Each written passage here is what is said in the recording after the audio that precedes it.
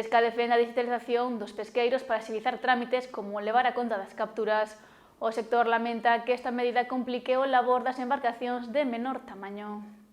No 2030, o sector pesqueiro galego nacional deberá aplicar a totalidade dos cambios recollidos no novo Regulamento de Control Europeo.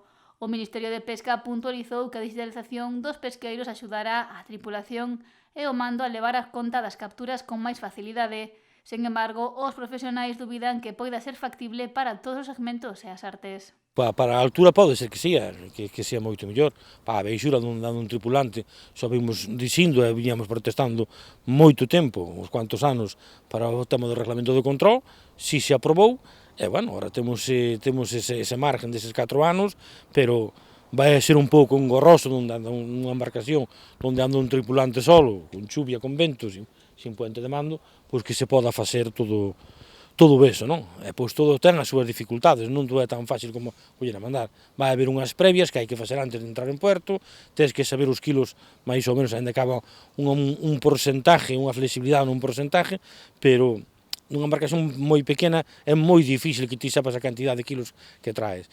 Un requisito que no caso das pequenas embarcacións, Pérez dubida que sexa o ideal. Imagínate un barco pequeno que anda ao congrio, que teña que pesar os exacto máis ou menos os congrios para transmitir os kilos que leva. E pois todo ten o seu problema. Cando chegas a terra, ten os inspectores, e pois aí veñen os problemas. Iso é o de sempre. Outro aspecto a ter en conta, sinala, é a falta de espazo nun pesqueiro de menor tamaño para poder instalar todos os aparellos que se piden. Non é a mesma embarcación onde anda unha tripulación de 8 ou 10 homes, que entre todos se vai traballando, e o patrón atende solamente ao puente, que é unha embarcación pequena que o do puente está tanto ao lador, como está axudando en unhas cousas, ten outra. Nun barco pequeno, é o que hai, non hai máis que iso, non? Pero, bueno, as normas fanas, xa sabemos o que pasou co tema dos descartes e con outras cousas, fan a normativa, eles o que che din é que ti tens que aplicar a normativa, e para algo está feito, listo, non hai máis. Europa está a apostar pola pesca sostible, pero tamén prohibiu faenar en 87 áreas, algo que afectou moito a flota galega. Pérez sostén que coas medidas que se aproban dende Bruxelas están a poñer máis atrancos ao sector. Estamos vendo que ano a ano na pesca a xente está se aburrindo de toda a burocracia que hai, están marcando normas, dicimos que para marcar unha norma hai que vir aquí, hai que conocer o sector, hai que saber como se traballa, pero eles fanas e despois teles que cumplir, non che queda máis remedio. Ti buscate a vida, cúmpleas, que senón sabes o que che espera. Sanción, listo, non hai máis. Pérez trasladoulle ao comisario de Pesca as peculiaridades do sector en Galicia, realidade que ata o momento afirma non se está a ter en conta a hora de lexislar dende Europa.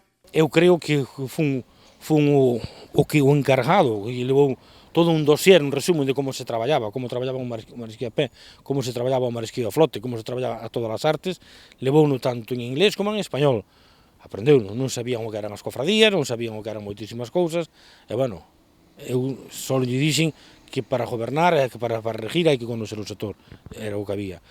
Estamos aí metidos nunha especie de embolado ainda, que vamos reclamando e dicindo, ahora sí estamos tendo unha mesa de traballo polo tema das reconocimiento das cofradías como o PES, e desde Bruxelas se lle pasou a bola ao goberno central, dicíndolle que iso era unha cousa dun Estado miembro, que onde había moitísimas cofradías, que estaban en máis deles. Pérez apunta que tivo 2 reunións cos representantes do goberno central das que saíu decepcionado.